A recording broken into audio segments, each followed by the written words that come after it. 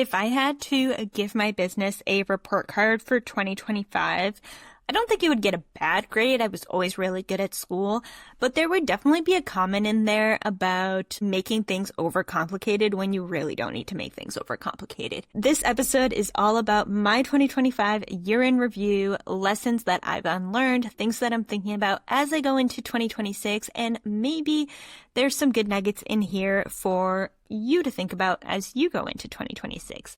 So let's dive in. It's kind of wild thinking about business and being in business. My business will hit the official 3-year mark. So next year will be my 4th year in business in January. It's kind of wild. I had this thought earlier where I was working on my book and I was thinking about some curriculum that I used to teach, and I'll talk more about my book a little bit later in this episode, but I was thinking about some curriculum and I went to the website and it was one of those things where I had forgotten that I actually worked on that curriculum and my name is listed along with a bunch of other teachers.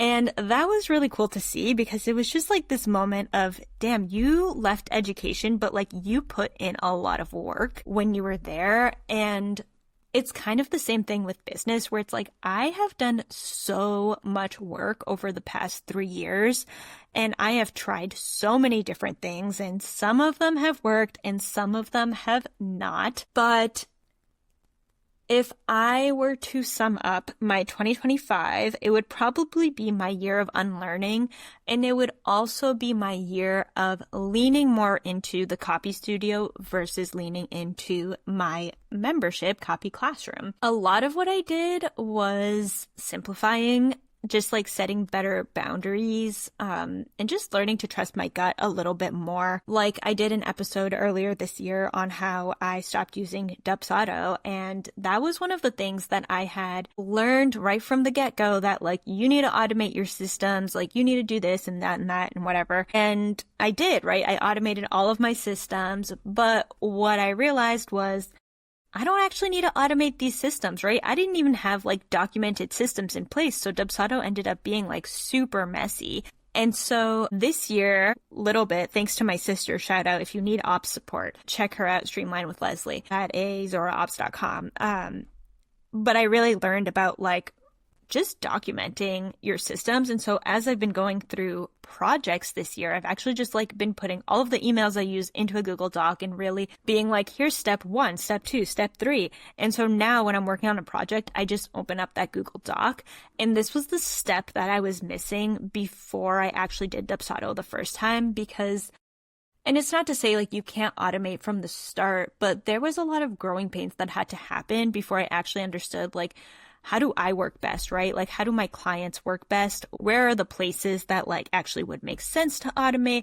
Where are the emails that are going to change every single time? And so actually like writing out this process and then seeing like, okay, this works like this works like that. These are the places that make sense to have a copy paste email. These are the places where it doesn't make sense to have a copy paste email. If I had kind of waited a little while before I did that, I think I would have gone further. It would have been a little bit of a slow down to speed up moment.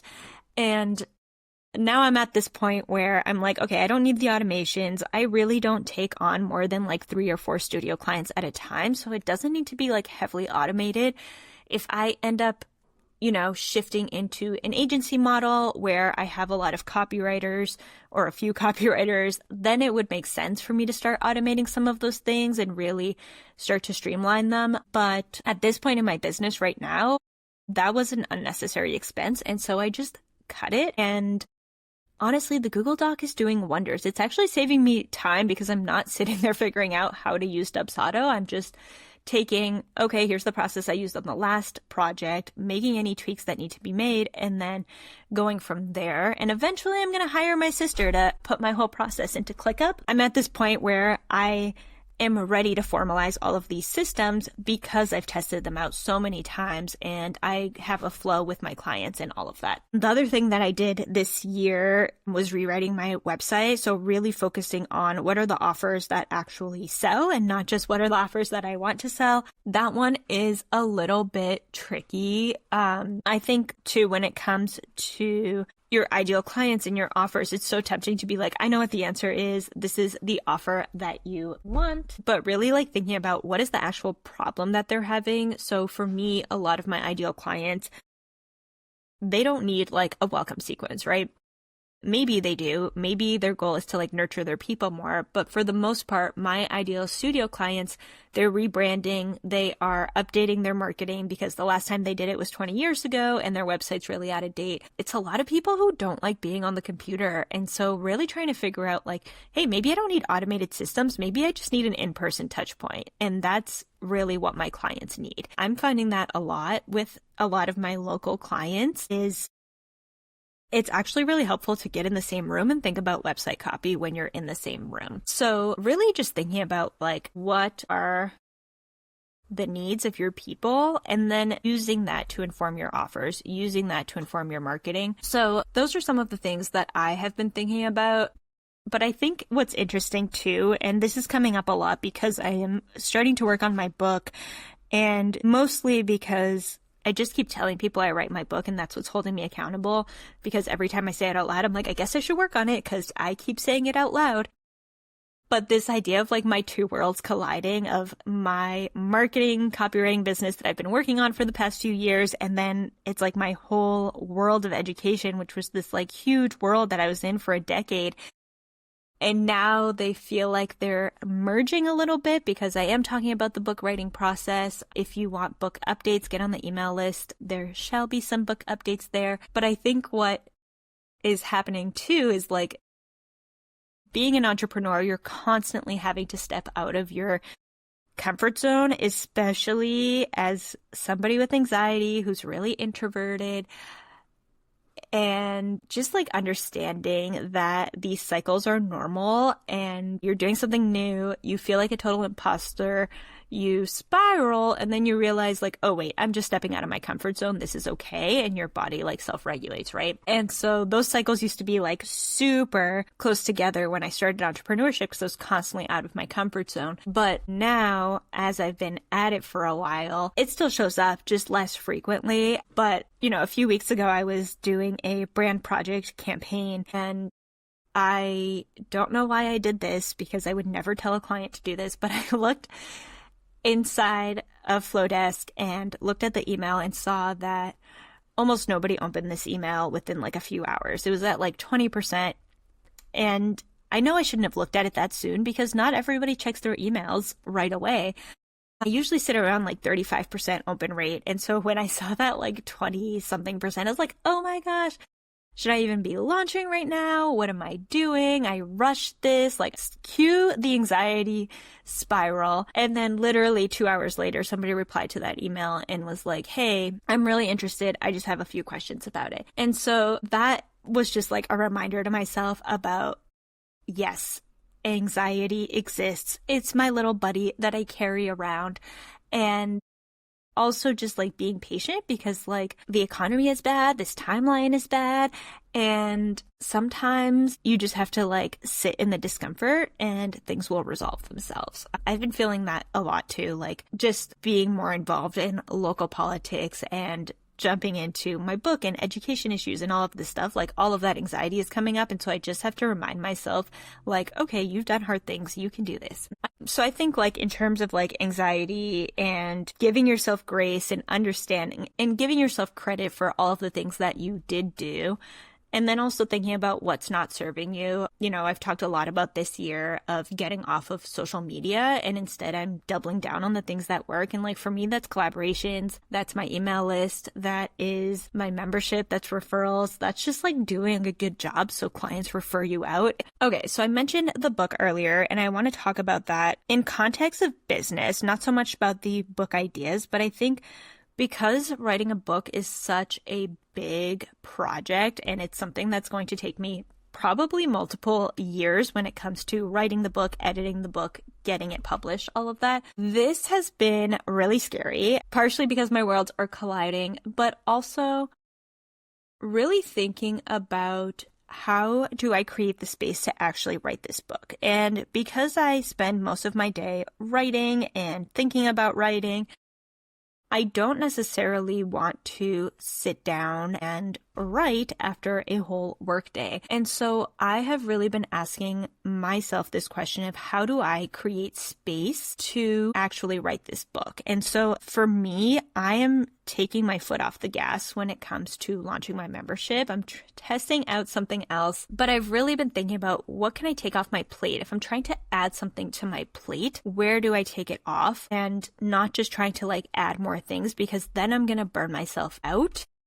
And one of the things that I have decided is taking some more intentional breaks with the podcast. So you might have noticed I took a few weeks off for Thanksgiving. We're going to take a few weeks off again for the December holidays, and probably next summer I'm going to take some time off. And it's not that I don't love this podcast.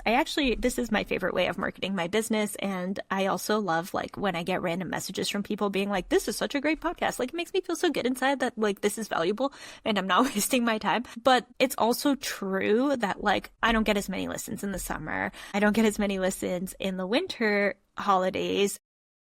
And that's okay, right? That's because people are out living their lives. And I also want to go out and live my life. And there's not really any use in like batching a bunch of content right now just so that I have it for the holidays or just so that I can keep coming out with episodes every single week. There's so much good stuff in this podcast, and people can go back and listen to episodes and take notes and really think about not just listening, but like how are you actually applying some of this stuff? And so I think that is one way that I really want to be more intentional about how am I spending this time and how can I make this podcast still a really valuable resource, but also open up some more time in my schedule. So that is one example of what I'm doing. The other one, right, like social media is off the table, all of that stuff. And so I'm really playing around with like, what are things I can take off my plate before adding another thing on. Another thing that I'm doing is opening up,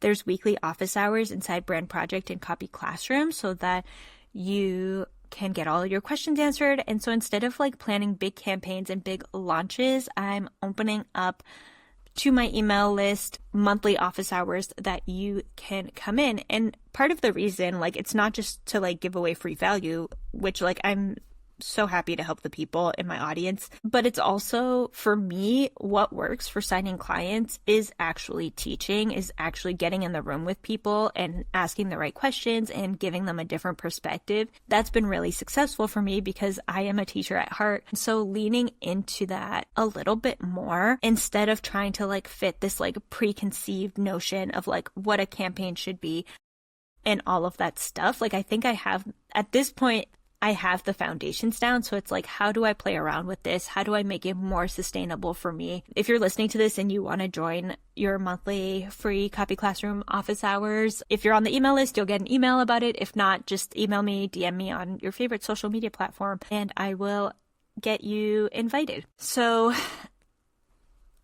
really looking at next year, I am going to keep leaning into simplifying. I'm playing around with this idea of how to market my book. Not that it's ready to be marketed, but I'm really thinking about what are the seeds that I can be planting right now so that when it is ready to be marketed, that it is good to go. And that for me has also been leaning into a lot of in-person conversations, getting to know the people on my local school committee and talking to parents that live in my community and some of these different things, because every time I'm having these conversations, I'm getting these like new insights about how people feel about the school systems and what is going on. So actually, if you are listening to this and you have thoughts and feelings, I would love to hear them too. But yeah, 2025 has really been a year of like simplifying, feeling more confident on how I'm actually helping people and leaning into the things that work more and knowing that it is okay to slow down. Just because you have been doing something at a specific pace doesn't mean you have to continuously do it at a specific pace. Sometimes slowing down to speed up really is the right answer.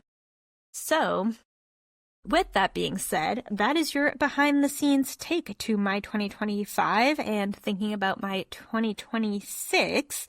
I would love to know what you're thinking about in terms of 2025 reflections and thinking about 2026 Next week's episode will be on some things to think about as you plan out your 2026.